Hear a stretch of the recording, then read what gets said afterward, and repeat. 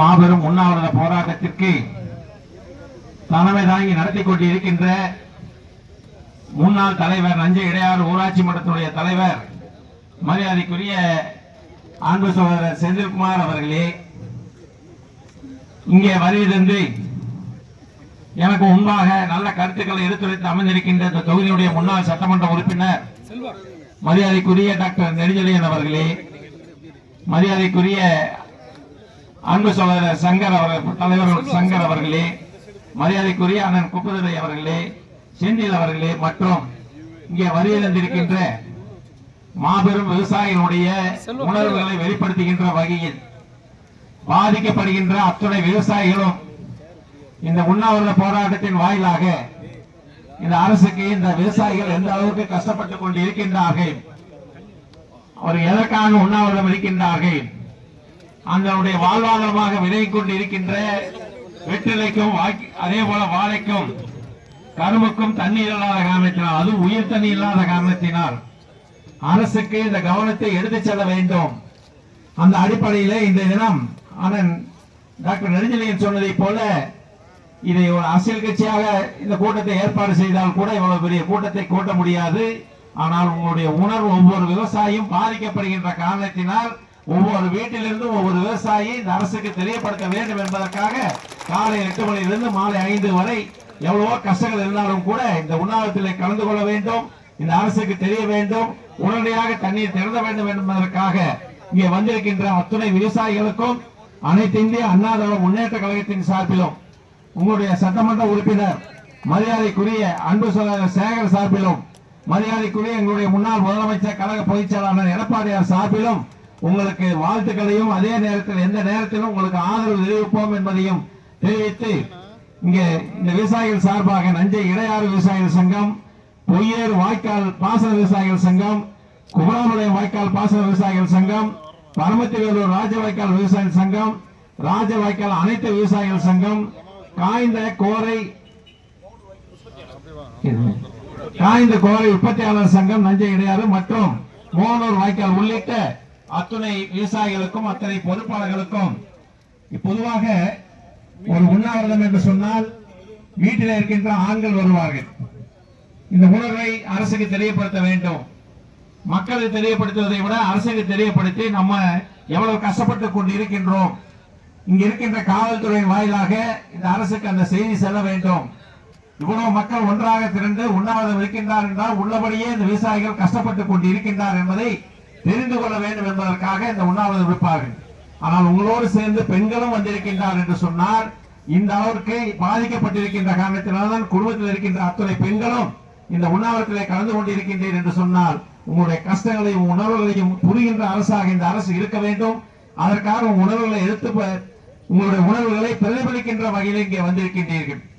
ஆகிய பேசுவதெல்லாம் சிறப்பாக சொன்னார்கள். பொதுவாக ஆற்றில் குடிநீருக்கு தண்ணீர் விடுகின்ற போது அது நாங்கள் இருக்கின்ற போதும் சரி வேறு யார் இருந்தாலும் சரி ராஜ வாய்க்காலுக்கு முன்னுரிமை கொடுத்து எப்பொழுதுமே அது தண்ணீர் விடுவோம். அதான் இங்க பேசுவதெல்லாம் சொன்னார்கள். 35 அடி இருக்கின்ற போது கூட அரசு அதிகாரிகள் அன்றைய தினம் முடியாது என்று சொன்ன போது உடனடியாக அந்த வாய்க்கால் இருக்கிற ராஜ வாய்க்கால் இருக்கின்ற விவசாயிகள் பாதிக்கப்படுகின்றார்கள். அது மட்டுமல்ல, ஒரு 15 நாட்கள் அந்த விவசாயி தண்ணீர் இல்லாமல் கொடிக்கால் காய்ந்து விட்டது என்று சொன்னால் 1 வருடத்திற்கான வெள்ளாமை இல்லாமல் போய்விடும். அவன் குடும்பம் மிகவும் கஷ்டத்துக்கு உள்ளாகும். தொழிலாளர்களும் கஷ்டப்படுவார்கள், விவசாயிகளும் கஷ்டப்படுவார்கள். ஆகையால் இந்த ராஜ வாய்க்காலுக்கு விட வேண்டும் என்று அன்றைய தினம் தண்ணீர் விட்ட அரசு. அதே போல வந்திருக்கின்ற அத்தனை பேருமே இந்த உணர்வுகளை மதிக்கின்ற வகையில் ராஜ வாய்க்காலுக்கு தொடர்ந்து தண்ணீர் விட்டுக் கொண்டிருந்தார்கள். இப்பொழுது காவிரி ஆணையம் நமக்கு தண்ணீர் விட சொன்னாலும் கூட கர்நாடக அரசு மறுத்துக் கொண்டு இருக்கின்றது. ஆனால் இப்பொழுது டேம்ல 83 அடி தண்ணீர் இருக்கின்றது. 34 அடி இருக்கின்ற போது ராஜ வாய்க்காலுக்கு தண்ணீர் விட்ட போது 83 அடி இருக்கின்ற போது 7 ராஜ வாய்க்காலுக்கு தண்ணீர் விட மறுக்கின்றீர்கள். இத்தனை விவசாயிகள் கஷ்டப்பட்டுக் கொண்டு இருக்கின்றார்களே, வேகாத வெயிலும் மழையிலும் நனைந்து கொண்டு விவசாயம் செய்து அந்த விவசாயத்தில் என்ன கிடைக்கின்றது, வருடமூறாம் கஷ்டப்பட்டால் கூட அவருடைய குடும்பத்தை தாட்டுவதற்கு தான் இந்த தினம் வருமானம் வருகின்றது. அது கூட நஷ்டம் வருகின்ற சூழ்நிலை ஏற்பட்டு விடுகின்றது. ஆனா அதற்குமே வழி இல்லாமல், வாழ்வாதாரத்துக்கே வழி இல்லாமல், வாழ்க்கையே எதிர்காலமே இந்த ஆண்டு இல்லாமல் போய்விடுமா என்று சூழ்நிலை உருவான காரணத்தினால்தான் இந்த அரசை எதிர்த்து பண்ண வேண்டும் என்ற உணர்வு இந்த விவசாயிகளுக்கு கிடையாது. ஆனால் இந்த அரசுக்கு இவர்கள் படுகின்ற கஷ்டத்தை, இந்த உணர்வை இந்த அரசு உணர்ந்து உடனடியாக ராஜவாய்க்கால தண்ணீர் விட வேண்டும் என்பதுதான் அனைத்து விவசாயிகளுடைய கோரிக்கையாக இங்கே வந்திருக்கின்றார் என்று சொன்னால், இந்த அரசு உடனடியாக இவ்வளவு பேர் ஒட்டுக்காக வந்திருக்கின்றார்கள். அரசியல் கூட்டம் என்றால் கூட எப்படி கூட்டம் கூடுகிறார் என்பதுதான் தெரியும். ஆனால் இங்கே உணர்வு பூர்வமாக குடும்பமாக வந்திருக்கின்றார் என்று சொன்னால், இது உடனடியாக இந்த அரசு செவிசாய்த்து நாளை தினமே தண்ணீர் விடுவதற்கு உண்டான நடவடிக்கை மேற்கொள்ள வேண்டும் என்பதுதான் அத்தனை விவசாயிகளுடைய எண்ணமாக இங்கே இருக்கின்றது. அதான் நேற்றுக்கு முன்தினம் கூட நான் சென்னையில் இருக்கின்ற போது உங்களுடைய சட்டமன்ற உறுப்பினரை சந்தித்து மிக முக்கியமாக ராஜவாய்க்கால் பிரச்சனையை தான் நான் பேச போகிறேன் என்று சொல்லி அதெல்லாம் எழுதி அவரெல்லாம் அந்த நேற்று சட்டமன்றத்தில் எந்த அளவுக்கு பேசினார் என்பதையெல்லாம் நீங்கள் பார்த்தீர்கள். ஆக நமக்கு தேவையானவர் ஒரு விவசாயியாக இருந்து ஒரு சட்டமன்ற உறுப்பினர் இருக்கின்ற காரணத்தினால் உங்களுடைய உணர்வுகளை அன்றைய தினம் ஒரு 15-20 நிமிடங்கள் எடுத்துரைத்திருக்கின்றார் என்று சொன்னால், அந்த எடுத்துரைக்கின்ற போது அமைச்சர் நீங்கள் உண்ணாவிரதத்தை வாபஸ் வாங்க சொல்லுங்கள், நான் தண்ணீர் விடுகிறேன் என்று சொல்லியிருந்தால் கூட பரவாயில்லை. உண்ணாவிரதத்தை மட்டும் வாபஸ் வாங்கல் என்று சொன்னால் எங்களுக்கு எதிர்காலம் என்ன, தண்ணி விடுவதற்கு என்ன கேரண்டி என்பதை தான் நமது மாண்புமிகு சட்டமன்ற உறுப்பினர் அவர்கள் கேட்டார்கள். ஆனால் அதற்கு தெளிவான பதில் இல்லை. அதற்கு பின்னால் அங்கே எடப்பாடியார் கூட பேசினார்கள். மேட்டூர் இடதுகடை வாய்க்கால் இதே போன்ற பல்வேறு வாய்க்காலிலே குடிநீர் கால்நடைகளுக்கு தண்ணீர் இல்லாமல் இருக்கின்றது. ஆகையால் குடிநீருக்காக உயிர் நீராக ஒரு 15 நாட்கள் விட வேண்டும் என்று கூட கேட்டார்கள். அதற்கும் பதில் இல்லை. அதனால்தான் இந்த விவசாயிகள் இன்றைய தினம் இங்கே அண்ணன் பேசுகின்ற போது கூட டாக்டர் பேசுகின்ற போது கூட சொன்னார்கள், எப்பொழுதுமே காமராஜ் சாலையிட்டு தான் இந்த உண்ணாவிரதம் நடைபெறும் என்பது. அது ஏதாவது ஒரு கோரிக்கையின் வாயிலாக. ஆனால் இது வாழ்வாதாரத்தின் பிரச்சனை. இங்க இருக்கின்ற அனைத்து விவசாயிகளும் ஒரு கூட இருக்க வேண்டும் என்று சொன்னால் கொஞ்சம் இடமும் பெரிதாக இருக்க வேண்டும். வந்திருக்கிறவர்களுக்கு உட்கார்வதற்காக வசதி செய்ய வேண்டும் என்பதற்காக ஏற்பாடு செய்து இன்று அனைவருமே அவரவர் உணர்வு பூர்வமாக வீட்டிலிருந்து வந்திருக்கிறேன் என்று சொன்னார். இந்த அரசு உடனடியாக இங்க இருக்கின்ற காவல்துறை மூலமாக உளவுத்துறை மூலமாக அறிக்கையை பெற்று இந்த ராஜவாய்க்காலுக்கு உடனடியாக தண்ணீர் திறந்து வேண்டும். இந்த ராஜவாய்க்கால் தண்ணீர் திறவது விவசாயிகளுக்கு மட்டுமல்ல, குடிநீருக்கே பிரச்சனையாகிவிடும். உங்களுக்கு ஒரு 15 நாட்கள் தண்ணீர் வந்தது என்று சொன்னால் அங்க இருக்கின்ற அருகாமையில் இருக்கின்ற கிணறு, அருகாமையில் இருக்கின்ற ஆழ்துளை கிணறு, இதையெல்லாம் தண்ணீர் நிரம்புகின்ற போது இன்னொரு 1 மாத காலத்திற்கு நம்ம குடிநீர் பிரச்சனை இல்லாமல் போகும். ஆக ஒருபுறம் விவசாயம் என்று சொன்னால் ஒருபுறம் குடிநீர் பிரச்சனையை தீர்க்கின்ற வகையிலே எப்பொழுதுமே 200 கணநீர் நாம் விடுகிறோம் என்று சொன்னால் கிட்டத்தட்ட 100 கணநீர் தண்ணீர் மீண்டும் ஆற்றுக்கே சென்றுவிடும். இதுதான் வழக்கமாக இருக்கின்ற நிலைமை. இதை இந்த அதிகாரிகளுக்கு புரிவது கிடையாது. ஏதோ 200 கணநீர் விட்டால் அங்கே நாம் குடிநீருக்கு செல்லாமல் போய்விடும் என்று நினைத்து விடுகின்றார்கள். ஆனால் இந்த 200 கணி விடுகின்ற போது எல்லா பகுதியிலும் கிணறு நிலவை போன்றது. கடைசி வரை செல்கின்ற போது கடைசியாக கடைமடைக்கு சென்று 100 கனஅடி தண்ணீர் மீண்டும் ஆற்றுக்கே சென்று விடும். இதுதான் யதார்த்தமான நிலைமை. அந்த யதார்த்தமான நிலைமையை அதிகாரிகள் புரிந்து அமைச்சர்களுக்கு எடுத்து சொல்லாத காரணத்தினால்தான் இன்று விவசாயிகள் ஆயிரக்கணக்கான பேர் இன்று அமர்ந்திருக்கின்ற ஒரு சூழ்நிலையை இந்த அரசு உருவாக்கி விட்டது. அதற்கு இந்த அரசு அதிகாரிகள் முழுமையாக சொல்ல வேண்டும். எப்படி 35 அடி இருக்கின்ற போது தண்ணீர் விட்டார்கள், ஏன் 83 அடி இருக்கின்ற போது விடாது? அதிகாரிகள் அமைச்சர்கள் சொல்ல வேண்டும். இல்லை என்றால் எங்களை போல இருக்கின்றவர்கள் நாங்கள் அந்த தினம் உடனடியாக முதலமைச்சரை சந்தித்து சொல்லுகின்ற போது நிலைமையை சொல்கின்றது உடனே தண்ணீர் விட்டார்கள். ஆனால் இப்பொழுது 83 அடி இருக்கின்ற போது ஒரு 15 நாட்கள் விட்டோம் என்று சொன்னால் அந்த கொடிக்கால் காப்பாற்றப்படும், வாழைத்தோட்டம் காப்பாற்றப்படும், கரும்பு காப்பாற்றப்படும். அதற்கும் மேலாக குடிநீருக்கு தேவையான ஆழ்துளை கிணறு, கிணறில் இருக்கின்ற தண்ணீர் நீர்மட்டம் எல்லாம் உயரும். ஆக இதற்காகவாது விட வேண்டும்.